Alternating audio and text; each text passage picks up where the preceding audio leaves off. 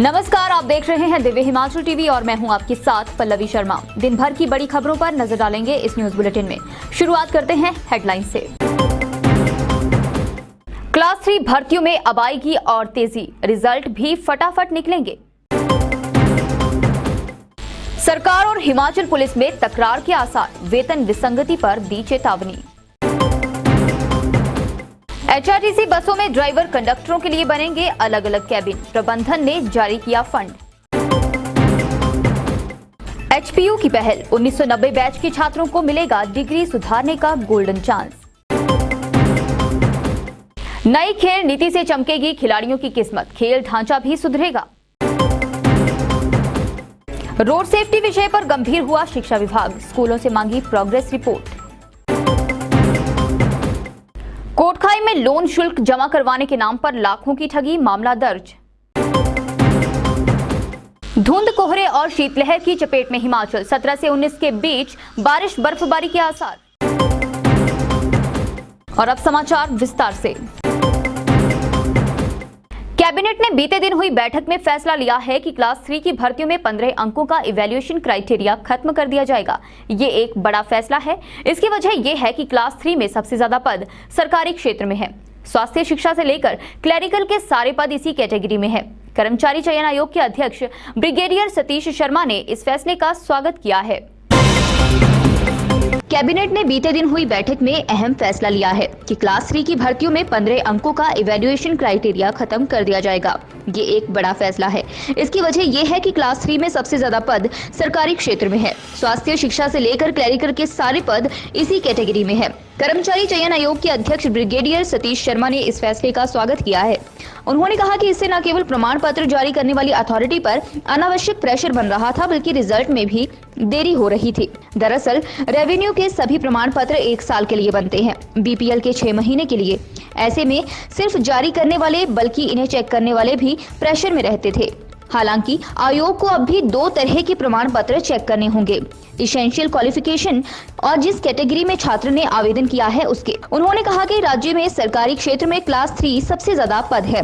शिक्षा क्षेत्र में अधिकांश पोस्ट क्लास 3 की है। क्लरिकल और जेओए भी इसी कैटेगरी में है। इसलिए आयोग को अब रिजल्ट जल्दी घोषित करने में मदद मिलेगी।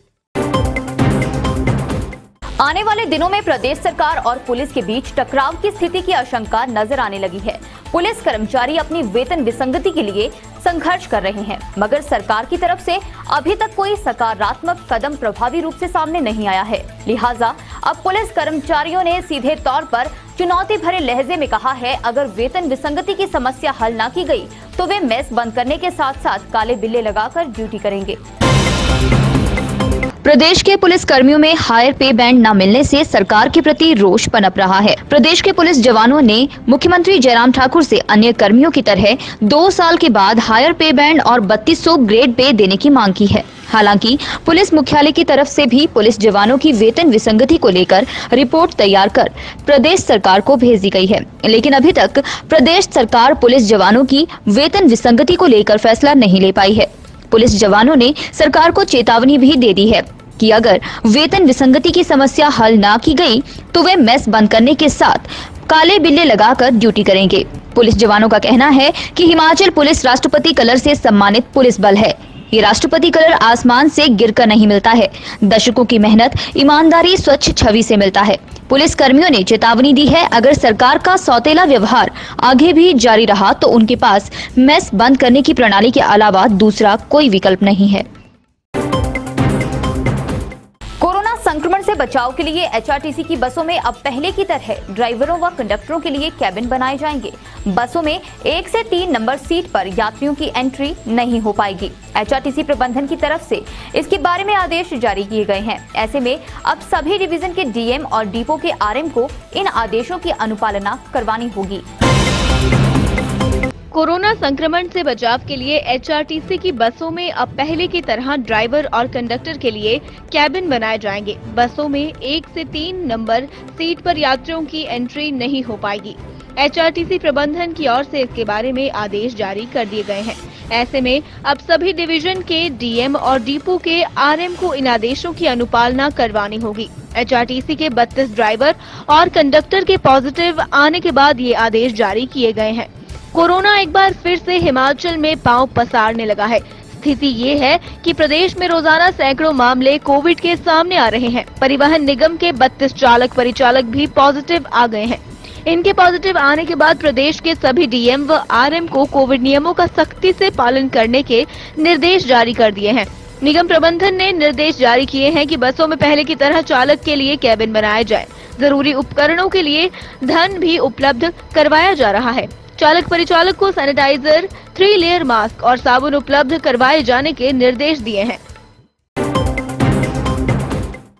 प्रदेश के सैकड़ों छात्रों के लिए राहत भरी खबर है। वे छात्र जो वर्ष 1990 में यूजी की पढ़ाई पूरी कर चुके हैं और अपनी डिग्री या डिवीजन में सुधार करना चाहते हैं, उनके लिए एचपीयू ने एक और मौका दिया है। इसमें बीए, बीएससी और बीकॉम के छात्रों को डिवीजन सुधार का मौका दिया गया है। देखिए कब और कैसे आवेदन करना है।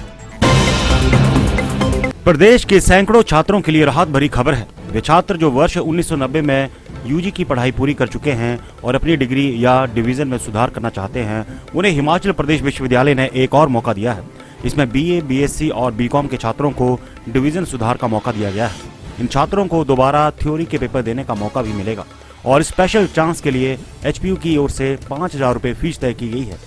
यूजी के साथ ही शास्त्री कर चुके छात्रों को भी ये मौका मिलेगा। इसमें आवेदन करने वाले छात्रों की परीक्षाएं मार्च और अप्रैल माह में होंगी। 11 फरवरी तक छात्र इसके लिए आवेदन कर सकते हैं। एचपीयू की वेबसाइट पर इसके बारे में पूरी जानकारी उपलब्ध है। हिमाचल में नई खेल नीति आने के बाद इसके कई पहलुओं पर चर्चाओं का दौर जारी है। अगर इस खेल नीति के सभी पहलुओं पर नजर दौड़ाएं तो इसमें खेल और खिलाड़ी वर्ग का हित ही नजर आता है। मगर सबसे बड़ी चुनौती यही है कि क्या सरकार इसको समय रहते अमली जामा पहनाएगी। देखें इस खास रिपोर्ट में। हिमाचल प्रदेश स्वर्णिम जयंती खेल नीति के तहत खिलाड़ियों के अलावा प्रशिक्षकों को भी सरकार विशेष पुरस्कार देगी। नई खेल नीति में राज्य परशुराम पुरस्कार विजेताओं को 60 वर्ष की आयु में बिना किसी सामाजिक सुरक्षा कवर के रहने की स्थिति में विशेष सहायता का प्रावधान किया जाएगा। विशेष ओलंपिक के लिए क्वालिफाई करने वाले खिलाड़ी को भी सरकार विशेष सहायता प्रदान करेगी। हिमाचल प्रदेश स्वर्णिम जयंती खेल नीति के तहत सरकारी योजनाओं के सक्रिय सहयोग के बिना राष्ट्रीय स्तर पर खेलकूद पदकों को खेल छात्रवृत्ति में और सुधार लाने के लिए प्रयास किए जाएंगे। इसके अलावा प्रदेश सरकार शैक्षिक संस्थानों में खिलाड़ियों को आंतरिक मूल्यांकन में प्रोत्साहन देगी। राज्य खेल नीति की निगरानी करने के लिए कार्यकारी समिति का गठन किया जाएगा। पुलिस थाना कोटखाई के तहत एक व्यक्ति से निजी कंपनी से लोन लेने के ऑनलाइन अप्लाई करने पर लाखों रुपए की ठगी का मामला सामने आया है। शातिरों ने पीड़ित व्यक्ति से लोन के शुल्क के नाम पर करीब 4 लाख रुपए ठगे हैं। पुलिस थाना कोटखाई के तहत एक व्यक्ति से निजी कंपनी से लोन लेने के ऑनलाइन अप्लाई करने पर लाखों रुपए की ठगी करने का मामला सामने आया है। शातिरों ने पीड़ित व्यक्ति से लोन के शुल्क के नाम पर करीब 4 लाख रुपए ठगे हैं। लोन के नाम पर ठगी का शिकार हुए पीड़ित व्यक्ति ने मामले की शिकायत पुलिस के पास दर्ज करवाई है। वहीं पुलिस ने पीड़ित की शिकायत के आधार पर केस दर्ज कर मामले की आगामी कार्रवाई शुरू कर दी है। ठगी मामले की आरोपियों की धरपकड़ के लिए पुलिस की टीम भी गठित की गई है। जानकारी के अनुसार रामलाल निवासी गांव गोविंदपुर, तहसील कोटखाई, जिला शिमला ने पुलिस थाना कोटखाई के पास शिकायत दर्ज करवाई है कि उन्होंने एक निजी कंपनी से लोन लेने के लिए ऑनलाइन अप्लाई किया था। शातिरों ने पीड़ित व्यक्ति से लोन शुल्क के नाम पर करीब 4 लाख रुपए की चपत लगाई है। और आइए अब जानते हैं मौसम का हालचाल। हिमाचल प्रदेश धुंध, कोहरा और कड़ाके की ठंड की चपेट में है। पहाड़ों से लेकर मैदानों तक भीषण सर्दी पड़ रही है। बिलासपुर, हमीरपुर, ऊना जिलों सहित सोलन के बीबीएन और कांगड़ा व सिरमौर के मैदानी क्षेत्रों में घना कोहरा छाने से जनजीवन प्रभावित हो रहा है। पहाड़ी इलाकों में धूप खिलने से मौसम तो खुशनुमा बना हुआ है, मगर सर्दी के कड़े तेवर बरकरार है। जनजातीय क्षेत्रों में नदी, नाले और झरने बर्फ में तब्दील हो गए हैं। मौसम विभाग की रिपोर्ट के मुताबिक शिमला, कुल्लू, लाहौल स्पीति और किन्नौर जिलों में पारा जमाव बिंदु से नीचे पहुंच गया है। लाहौल स्पीति जिला का मुख्यालय केलांग राज्य में सबसे ठंडा स्थल रहा, जहां शनिवार को न्यूनतम तापमान 15.2 डिग्री सेल्सियस रिकॉर्ड किया गया। मौसम विभाग के पूर्वानुमान के अनुसार अगले 24 घंटों में पूरे प्रदेश में मौसम के साफ रहने का अनुमान है। इसके बाद मौसम करवट लेगा और 17 व 18 जनवरी को पश्चिमी विक्षोभ के असर से राज्य के उच्च पर्वतीय व मध्यम पर्वतीय इलाकों में बारिश व हिमपात होने के आसार हैं। 19 जनवरी से समूचे प्रदेश में मौसम खराब रहेगा। चलते चलते कुछ और बड़ी खबरें। काजा में 9वीं राष्ट्रीय महिला आइस हॉकी चैंपियनशिप कल से चीफ मिनिस्टर जयराम ठाकुर करेंगे उद्घाटन। 2022 के चुनाव के लिए वोटर लिस्ट फाइनल, फोटोयुक्त मतदाता सूची भी प्रकाशित। शनिवार को नहीं चली जिला में 108 व 102 एम्बुलेंस, जीवीके की जगह अब नई कंपनी संभालेगी सेवाएं।